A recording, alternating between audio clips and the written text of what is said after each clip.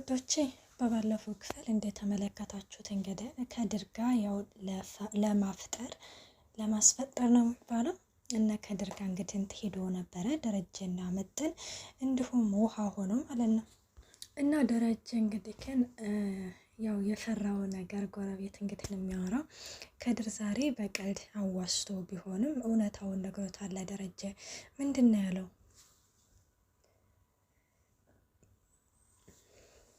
እናንተም ሰላም የቤት ሰራተኛችሁ አርግዛለች አሉ፣ ነፍሰ ጡር ነች አሉ አቶ ደረጀ። እናንተም ጋር ሁለት ሚስት ይቻላል እንዴ? በማለት እንግዲህን በነገር ጠቅ አድርጎን ነበረ። ደረጀ በወቅቱ ይህ ያኔ ቀልድ ነው ብሎ ቢያልፈውም ግን እያደር የሆነ ነገር እውነታ አለው እንደማለትም እንግዲህ ግን ወደ እውነት ተጠራጥሯል። ደረጀ በነገራችን ላይ እንደው የሰላም እሆዳ ውስጥ ያለው ልጅ የእሱ እንዲሆነ ሲያቅ ምን ይሰማዋል? ምን ይሆናል? የምር እኔ በጣም ነው ጭንቅ ጥብብም ያለኝ እና ማርትዬ ደግሞ በጣም ታሳዝነኛል። ይሄ ሁሉ ነገር እንግዲህ ቤቷ ሲፈጠር ምንም የማታውቀው ነገር ምንም የምታውቀው ነገር የለም። እና እንግዲህ እንደዚህ ብሎም እንግዲህ በነገር እንትን ይለዋል። ያው ማስፈጠር እንግዲህ አስፈጥሯቸው ምርቃቱ እንግዲህ በጣም ደስ ይል ነበረ። እንግዲህ ለምጥን የተመረቀው ምርቅ እንግዲህ ደረተ ሰፊውን መልከ መልካሙን ባልጀባ ይበልሽ ሲባል እንግዲህ ግን ውሃ እየሳቀች ነበር ከተመለከታችኋት። እና ስትስቅ እንግዲህ ምጥን ውሃዬ ላንቺ ደግሞ ልብ ይስጥሽ አላት። እንዴ ለእኔ ልብ ተሰጠኝ ለምጥን ምን ልሰጣት ነው? ለእሷማ ባል እኮ አልኳት። አይ ባል አይደለም እና ምን ሰጣት? ለእኔ ልብ ከሆነ ለእሷ ጨጓራ ይሆንላት አለች። አይዋ እናም እንደዛ ያለች እንግዲህ አሚን ጨጓራ ይስጥስ እንግዲህ በማለትም እንግዲህ ይመራረቃሉ። እንግዲህ ደረጀም በቃ እንሂድ በማለትም እንግዲህ ደረጀ በነገራችን ላይ አንድ የሆነ ተረት ነግሮት ነበረ። እነሱም እንግዲህ በጣም ልብ የሚነካ ነበር ማለት ነው። ደረጃ አሁን ላይ በጣም በሀሳብ ተጨንቋል። በተለይ ደግሞ አሁን ደግሞ ከድር እንደዛ ካለው ወዲህ በጣም ከሚባለው በላይ ጥያቄ ነው የፈጠረበት። ሰላም ጤና ይስጥልኝ ውድና የተከበራችሁ የቻናሌ ቤተሰብ እንድናችሁ ደህና ናችሁ? ያለው እግዚአብሔር ይመስገን። ለዚህ ቻናል አዲስ የሆናችሁ ሰብስክራይብ በማድረግ ቤተሰብ ሆኑ። እንዲሁም ነባሩ ስለምታበረታቱኝ እጅግ አድርጌ አመሰግናለሁ። ተወዳጅና ልብ አንጠልጣይ የሆነውን ዳጣ ድራማ ይዘንላችሁ ቀርበናል።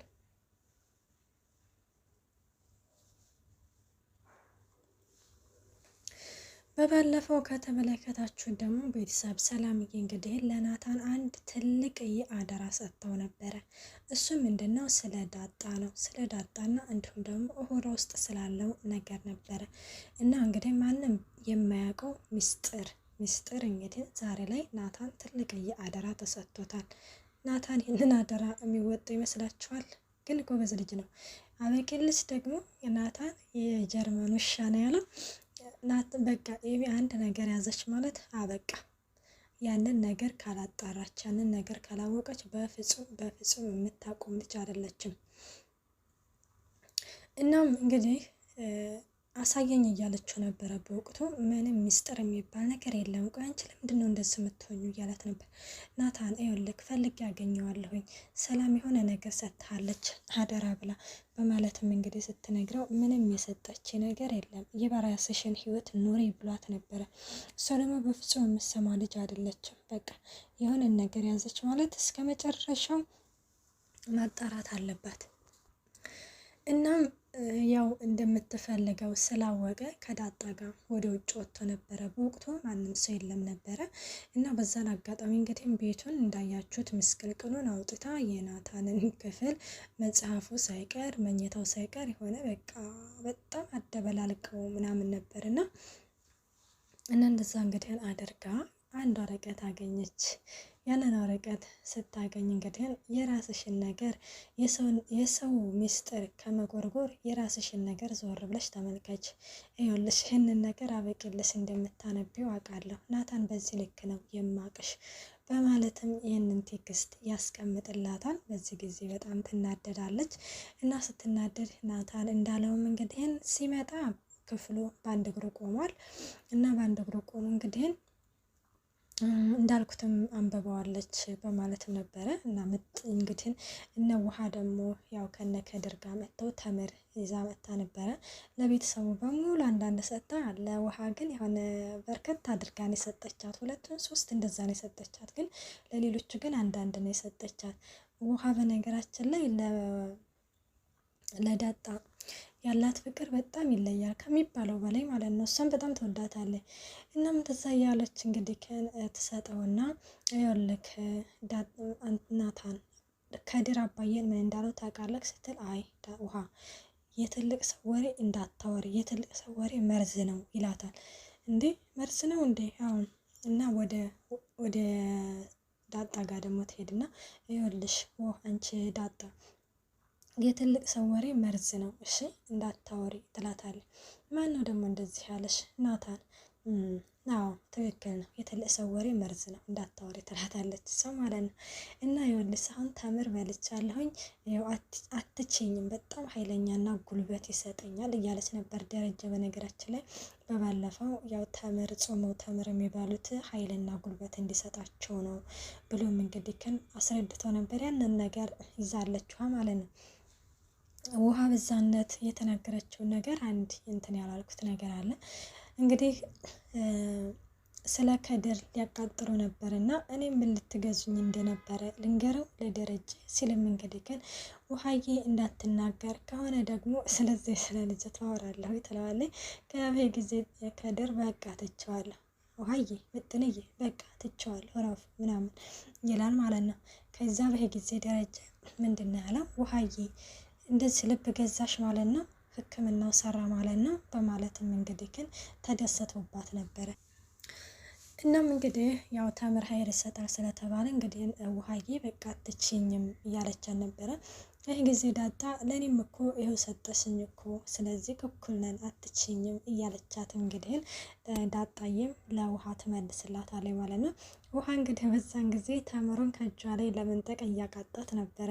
እናም ያው እየተኩተመተበ ቢሆንም ከዛ ከቤት ትወጣለች። ናታን በዚህ አጋጣሚ ውሃ ጋር ሄደ እዚች ኤቢ ጋ ሄድና አንቺ ነበርሽ ክላሴ እንደዛ አደረግሽው ሲላትም አይ እኔ አይደለሁም እነ ውሃ ይሆናሉ። ውሃ ቢያንስ ረፊ እናት እየተባለችውን ነገር ታውቃለች። አንቺ ነሽ የምትሆኙ። ይኸውልሽ የሰው ነገር ከምትጎረጉሪ የራስሽን ነገር እንትን በይ። ሰላም ምንም ነገር አልሰጠችኝም፣ በቃ አርፈሽ ተቀመጭ ይላታል። አይ በፍጹም ናታን ይኸውልህ እንደው እማዬ ትሞት እልሃለሁ ጊዜው ሊረዝም እንጂ የሰጠችን ነገር ፈልጌ ያገኘዋለሁ ትለዋለች። ከዛ ይኸውልሽ ረፊ ብዬሻለሁ ብሽቅ ብሎ እንግዲህ ሰልባት ሄደ። በጊዜ ኤቢ እንግዲህ በጣም ትናደዳለች። አዎ ፈልጌ ያገኘዋለሁ እያለችም አሁንም እዛው ላይ ነገር ነው። እኔ ደረጃ እንግዲህ ግን ለማርታ ከድር ምን እንዳለ ታውቂያለሽ ማርታ ይላታል። ምን አለሽ? ምን አለ እሱ? ግን እንደው ቀልደኛ ነው፣ ከድረኛ ነው። አዎ ከድረኛ።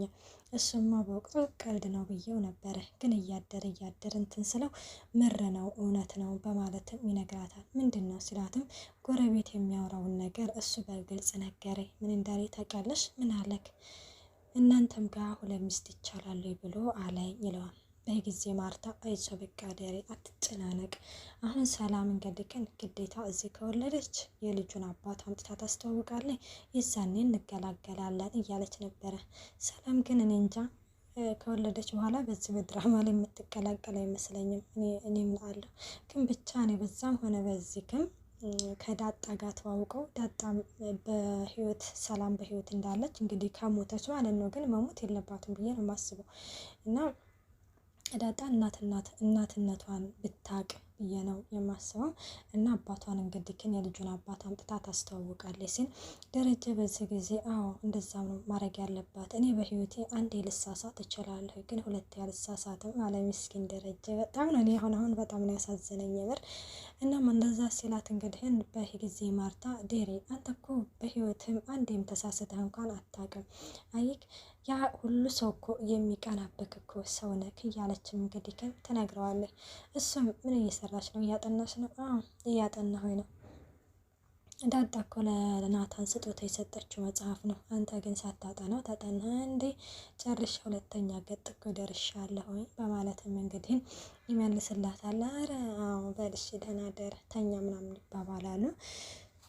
እንግዲህ በንጋታው ደግሞ ሰላምዬ እንግዲህ አቶ ደረጀን የሆነ ነገር ላናገር ፈልጌ ነበር ትለዋለች። ሰላምዬ ማለት ነው። አሁን ይላታል። አይ በኋላ ይሻላል ምናምን ትለዋለች። ከዛ እሱም እሺ በቃ ወደ ስራ ልሄድ ነው። ደግሞ እንደዚህ እኮ ነሽ እንዳትሰሪ ብለንሻል ነበር እንዴ? ለምንድን ነው የምትሰሪው? ይላታል።